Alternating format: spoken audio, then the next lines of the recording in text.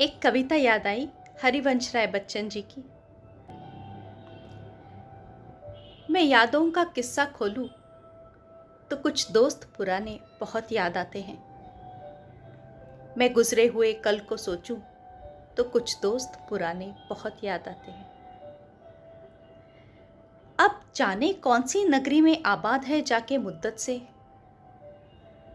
मैं देर रात तक जागूं तो कुछ दोस्त पुराने बहुत याद आते हैं। कुछ बातें थी फूलों जैसी, कुछ लहजे थे खुशबू जैसे।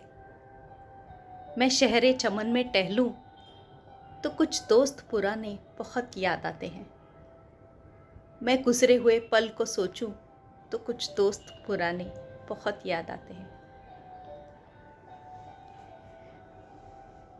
सबकी जिंदगी बदल गई, एक नए सिरे में ढल गई। किसी को नौकरी से फुर्सत नहीं तो किसी को दोस्त की जरूरत नहीं।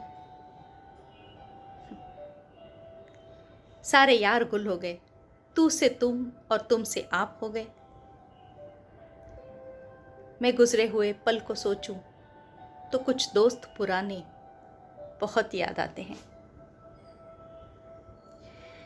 धीरे धीरे उम्र कट जाती है, जीवन यादों की किताब बन जाती है।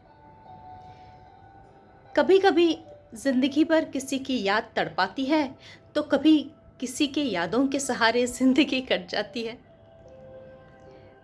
किनारों पे सागर के खजाने नहीं मिलते, जीवन में दोस्त पुराने नहीं मिलते।